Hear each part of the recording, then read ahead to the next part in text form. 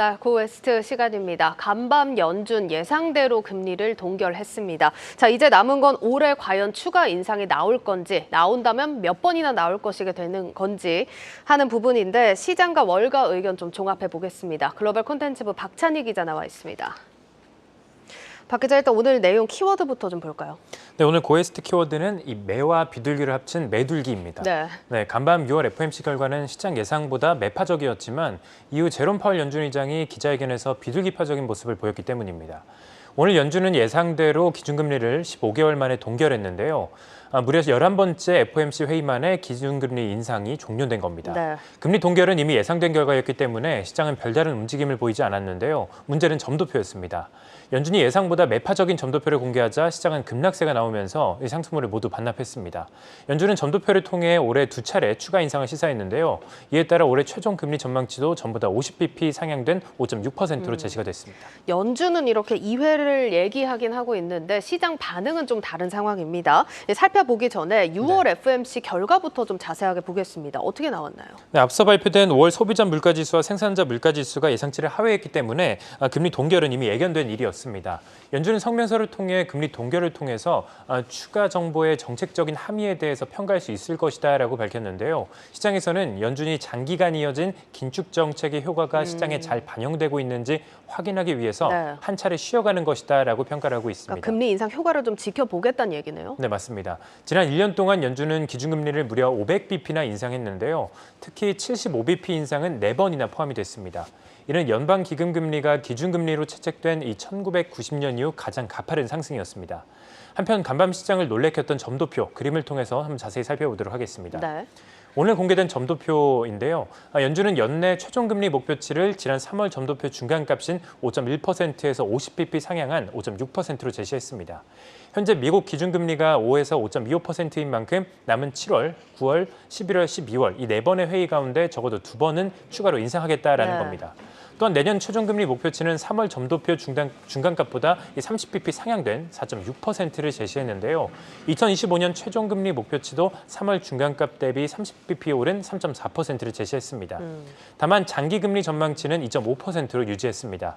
이번 점도표 결과에 대해서 월가와 시장에서는 당초 전망보다 훨씬 매파적이었다라고 평가를 하고 있습니다. 네, 일단 CME 패드워치 결과만 봐도 인상 가능성에 지금 힘이 좀 실리고 있는 건 맞는 것 같은데 점도표가 이렇게 시장 예상보다 매파적으로 나왔던 이유 뭐라고 봐야 될까요? 네, 점도표를 보면 이 FOMC에 참석한 연준 위원들 중 과반 이상이 올해 최종금리로 5.5에서 5.75%를 점쳤습니다. 심지어 6% 이상을 제시한 위원들도 3명이나 되는데요. 이들이 이렇게 매파적인 목표치를 제시한 것은 미국 경기가 강하다는 그런 분석에 따른 것이었습니다. 연준은 실업률 전망치를 기존 4.5%에서 4.1%로 낮춰잡고 올해 미국의 GDP 상승률을 0.4%에서 1%로 대폭 높인 바 있는데요. 즉 미국 경기 연착륙이 가능하다라고 보고 추가 긴축이 가능하다 이렇게 판단한 겁니다. 네, 일단 매파적 점도표에 시장이 가라앉다가 다시 좀 반등세가 나왔습니다. 파월 의장이 그래도 좀 막판에 시장을 좀 달랬죠. 맞습니다. 다만 처음부터 달래기에 나선 것은 아니었습니다. 파월 의장은 FOMC 결과 발표 이후 기자회견에서 인플레이션 압력은 여전히 높다라면서 물가 목표치인 2%로 내려가려면 가야 할 길이 멀다라고 입을 열었습니다. 그러면서 현재 인플레이션은 상방 리스크가 더 높다면서 특히 근원 물가는 뚜렷한 개선이 없었다라고 지적을 했는데요. 파월 의장은 점도표에 대해서 거의 모든 위원들이 연내 추가 인상이 적절하다라는 것에 동의했다라면서 올해 금리 인하를 예상하는 위원은 아예 없었을 뿐더러 적절하지도 않다라고 말하기도 했습니다. 이때만 해도 증시 상황은 그렇게 좋지는 않았는데요. 하지만 인플레이션이 높은데 왜 이번에는 금리를 올리지 않았냐라는 기자의 질문 이후 분위기가 조금 반전되기 시작했습니다. 파월 의장은 이 질문에 대해서 금리 레벨이 어느 정도 높아진 것 같으니까 일단 금리 동결 이후 지켜보겠다라는 뜻을 시사했는데요. 그러면서 지금까지 우리는 멀리 왔다라면서 앞으로 금리를 더 올릴 수 있겠지만 완만하게 인상할 것이다라고 이야기를 했습니다. 이렇게 파월 의장이 기자회견에서 FOMC 결과와 달리 조금 매파적인 모습이 나오지 않자 시장이 좀 안도하고 반등한 겁니다. 그렇군요. 일단 연준에서 올해 또 추가 인상을 시사한 만큼 만큼 일단은 몇 번 더 오를 거냐가 시장의 화두로 떠오른 상황입니다. 그런데 지금 시장과 연준의 괴리가 좀 여전하구나라고 느껴지는 게 네. 월가에서는 뭐 기준금리를 올해 추가로 인상하기는 어려울 거다 이런 얘기가 나온다면서요? 네, 파월 의장의 기자회견이 방금 짚어드린 것처럼 생각보다 좀 비둘기파적이었던 것이 그 이유였습니다. 투자회사 오한다의 에드워드 모야 수석 분석가는 FOMC 결과는 매우 매파적이었지만 파월 의장 기자회견은 다소 낙관적이었다라고 평가를 했는데요. 월가에서 채권 왕으로 불리는 제프리 건들락도 연준의 연내 추가 인상 가능성을 일축하기도 했습니다.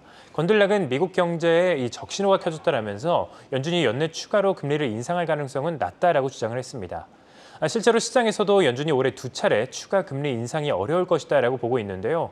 시카고 상품거래소 페드워치에 따르면 연준이 7월 FOMC에서 금리를 25bp 인상할 확률은 72%에 달했습니다. 네. 이후 남은 3번의 회의에서 모두 동결될 것으로 그리고 전망을 하고 있는데요. 시장이 제시한 올해 최종 금리 전망치는 5.25에서 5.5%입니다. 이는 연준이 제시한 올해 최종 금리 전망치인 5.5에서 5.75%에서 인상 횟수가 한 차례 빠진 것으로 볼 수 있겠습니다. 알겠습니다. 자, 어쨌든 이렇게 연준은 10회 연속 금리 인상 행진을 멈춘 상태긴 합니다. 자, 이제 유럽 중앙은행 또 ECB가 기준금리 결정을 오늘 밤에 하게 되는데 이번 연준 결정이 좀 영향을 주게 될지 ECB 결정에 대해서는 뭐 전망이 나오는 게 있나요? 네, 오늘 ECB 통화정책회의가 예정돼 있는데요. 네. 시장에서는 기준금리가 25bp 인상될 것으로 전망하고 있습니다. 네. 현재 3.75니까 4%까지 올라갈 것이다라고 보는 건데요. 이 밖에 또 물가 상승률을 잡기 위해서 기준금리의 일종인 이 수신금리를 3.5%로 0.25%포인트 인상할 것으로 전망한다고 지금 시장은 보고 있습니다. 전문가들은 유로존 내 물가 상승률이 여전히 목표치인 2%보다 지금 훨씬 높은 3배 수준인 6.1%에 달하는 만큼 네. 이번 통화정책회의에서 긴축 기조를 계속해서 유지할 것이다라고 보고 있는 겁니다. 알겠습니다. 자, 그리고 마지막으로 뉴욕 증시 또 개장 앞두고 있는데 네. 어떤 점들 주목해서 봐야 될까요? 먼저 3대 지수 선물부터 살펴보면요. 좀 하락하고 있습니다. 아무래도 전날 FOMC 결과를 소화한 가운데 또 최근 좀 가파르게 올랐잖아요. 이런 부분에 대해서 조금 쉬어가는 그런 움직임을 보이고 있는 것 같은데 지금 나스닥 선물 지수가 0.54% 빠지고 있습니다. 아무래도 최근 가장 많이 오른 기술주를 중심으로 좀 차익 실현 물량이 좀 출회되고 있는 것으로 풀이가 되는데요. 한편 오늘 좀 주목해볼 지표도 그 두 가지가 있습니다. 잠시 뒤 9시 30분에 5월 근원 소매 판매와 또 주간 실업보험 청구 건수가 발표되는데요. 5월 근원 소매 판매의 경우 0.1%로 전월 0.4%보다 좀 크게 감소할 것으로 예상이 되고 있고 또 주간 실업보험 청구 건수는 25만 명으로 예상이 되고 있는데 전주 26만 1,000명에서 좀 대폭 감소할 것으로 예상이 되고 있습니다.